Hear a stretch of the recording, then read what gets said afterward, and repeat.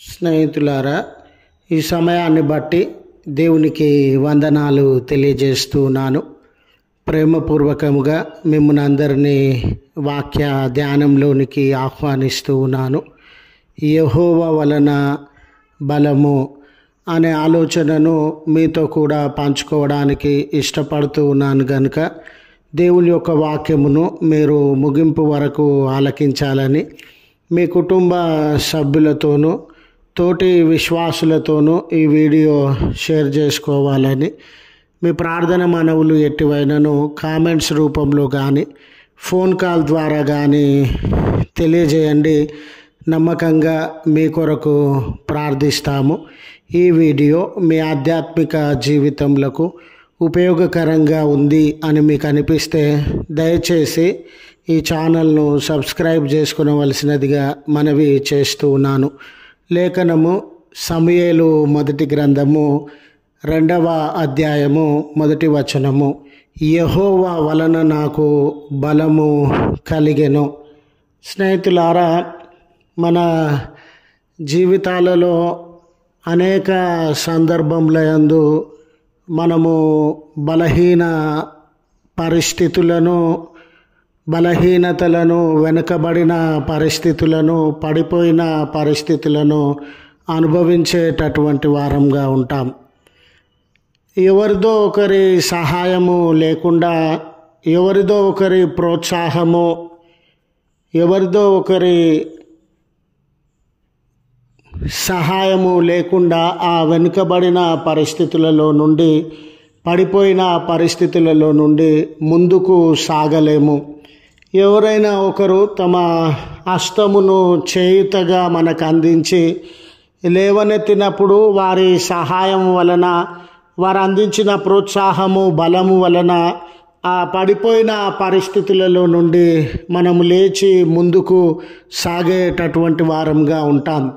చిన్ననాడు మన చిన్న బిడ్డలు వారి చిన్నతనంలో ఉండినప్పుడు వారు నడుస్తూ పడిపోయి త్రుళ్ళిపోయిన సందర్భాలలో వారిని దగ్గరకు వెళ్ళి హక్కున చేర్చుకొని వారిని లేవనెత్తి వారి హస్తములను మన హస్తములలోనికి తీసుకొని నడిపించేటటువంటి వారంగా ఉంటాం.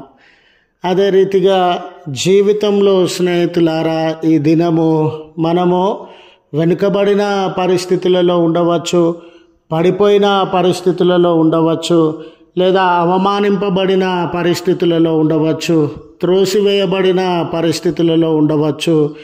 అయ్యో, ఈ జీవిత యాత్రలో ముందుకు సాగడానికి నా ఆర్థిక వనరులు సరిపోవట్లేదే, లేదా నా బలము సరిపోవట్లేదే, లేదా నా ఆలోచనలు సరిపోవట్లేదే, నా వనరులు సరిపోవట్లేదే అని కృంగిపోయినటువంటి వారంగా, బాధను, శ్రమను అనుభవిస్తున్నటువంటి వారంగా ఉండవచ్చు. ఇలాంటి తరుణంలో స్నేహితులారా, లేఖనమందు ఈ మాటను యెహోవా వలన నాకు బలము కలుగును అనే ఈ మాటను మనము వినుచు ఆదరింపబడాలని, ప్రోత్సహింపబడాలని, మీ జీవితంలో దేవుడు బలపరిచేటటువంటి వాడుగా, మీ జీవితంలో దేవుడు నడిపించేటటువంటి వాడుగా ఉన్నాడు అని తెలియజేయడానికి సంతోషిస్తూ ఉన్నాను.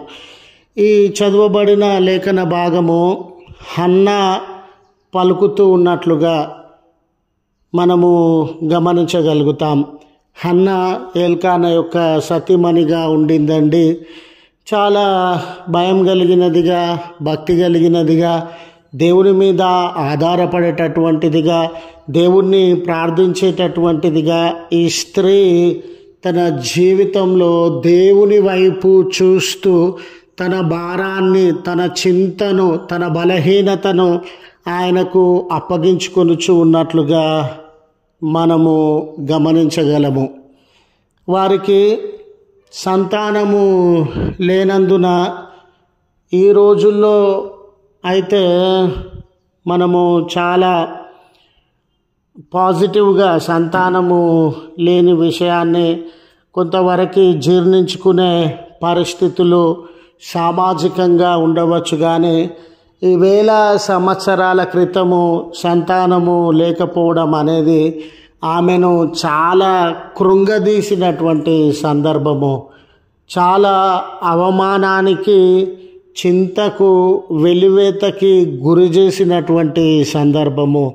ఆమె చుట్టూ ఉన్న స్త్రీలందరూ కావచ్చు, ఆమె చుట్టూ ఉన్న సమాజము కావచ్చు, తన కుటుంబ సభ్యులు కావచ్చు, తనను అవమానిస్తూ ఉండగా, తనను వెలివేస్తూ ఉండగా, తనను చూస్తూ నవ్వుతూ హేళన చేస్తూ ఉండగా తాను నిద్రలేనటువంటి రాత్రులను గడిపినటువంటి సందర్భం. కనీసం సమయానికి భోజనం చేయాలన్న ఆలోచన కూడా ఆమె మానివేసి ఆ దుఃఖము మధ్య, ఆ అవమానముల మధ్య, ఆ వెలివేతల మధ్య, కన్నీళ్ళ మధ్య మరి భోజనం చేయడం కూడా మానివేసినటువంటి స్థితిగతులను మనము గమనించగలుగుతాం. ఇలాంటి తరుణంలో స్నేహితులారా, ఆమె సామాజికంగా అణచివేతకి లోనైంది, కుటుంబంలో అణచివేతకి లోనైంది, శారీరకంగా బలహీనత చెందినటువంటిదిగా ఉండింది. ఎందుకంటే ఆమె మనసులో ప్రశాంతత లేదండి, ఆమె హృదయంలో నెమ్మది లేదండి. భోజనం చేయడం కూడా ఆమె అశ్రద్ధ, అంటే తనకున్న అవమానాన్ని బట్టి, దుఃఖాన్ని బట్టి ఆమె భోజనం చేయడం కూడా వెనకబడుతూ ఉన్నటువంటి సందర్భంలో, మానివేస్తూ ఉన్న సందర్భంలో శారీరకంగా కూడా ఆ కుమార్తె బలహీనపరచబడిన వేళ స్నేహితులారా, దేవుని మీద ఆమె ఆధారపడినప్పుడు తన చింతను, తన యొక్క భారాన్ని దేవునికి అప్పగించుకున్నప్పుడు దేవుడు ఆమెకు సమూయేలు గారిని కుమారుడిగా, సంతానంగా అనుగ్రహించినటువంటి సందర్భం. అప్పటి వరకు ఆమె జీవితంలో ఉన్న చింత దూరమైందండి, భారం దూరమైందండి, బలహీనత దూరమైందండి. తన చుట్టూ ఉన్న ప్రజలు ఏ రీతిగా సంతోషంగా, ఆనందంగా జీవించగలుగుతూ ఉన్నారో తన హృదయం కూడా ఉప్పొంగి సంతోషంతో దేవునికి కృతజ్ఞతలు చెల్లిస్తూ ఉన్నటువంటి సందర్భం అండి.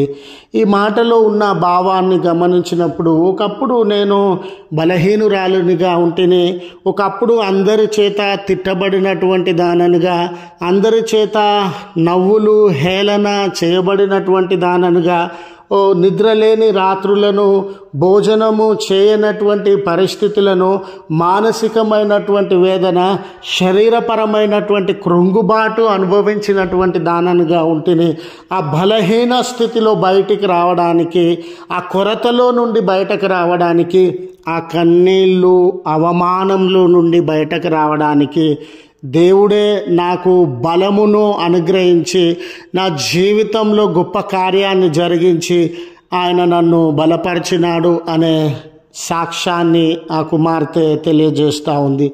ఈరోజు నీ జీవితంలో కూడా పరిస్థితులు ఏమై ఉన్నప్పటికీ నీవు బలహీనపరచబడిన స్థితిలో ఉన్నావేమో, నీవు వేదన అనుభవిస్తూ ఉన్నటువంటి స్థితిలో ఉన్నావేమో, నీవు వెనకబడినటువంటి స్థితిలో ఉన్నావేమో, ఇవన్నీ నీ నుండి దూరపరిచి నీకు నెమ్మదిని దేవుడు అనుగ్రహించి, నీకు నూతన శక్తిని, నూతన బలాన్ని ఆయన ప్రసాదించి ముందుకు సాగే కృప అనుగ్రహిస్తాడని గుర్తు చేస్తూ ఈ మాటలను ముగిస్తూ ఉన్నాను. ప్రార్థించుదము. కృపగల తండ్రి, ప్రేమగల మా రక్షక, మీ పరిశుద్ధ నామమునకు కృతజ్ఞతలు, స్తోత్రములు చెల్లిస్తూ ఉన్నాం. తండ్రి, మా మొరలను వినగలిగినటువంటి వాడవు, మా కొరతలను తీర్చగలిగినటువంటి వాడవు. మా సమస్యలు మేము బలహీనతతో ఉండగా అయ్యా, మేము శ్రమ నొంది ఉండగా అయ్యా, మేము కృంగుబాటును, వెలివేతను అనుభవించి ఉండగా అయ్యా, మీ హస్తములను మాకు చేయుతనిచ్చి లేవనెత్తగలిగినటువంటి వాడవు. ఈ దినాన ఈ ప్రార్థనలో ఏకీభవించుచున్న కుటుంబములైనను, వ్యక్తులైనను, వారి వారి జీవితాలలో ఉన్న ప్రతి విధమైన బలహీనతను దూరపరిచి మీ బలాన్ని ప్రసాదించి ఈ దినపు దీవెనలతో వారిని నింపుమని క్రీస్తు పేరట వేడుకొనుచు ఉన్నాము తండ్రి. ఆమెన్. తండ్రి, కుమార, పరిశుద్ధాత్మ త్రియేక దేవుని దీవెన మనకు తోడై ఉండి మనలను కాపాడునుగాక. ఆమెన్.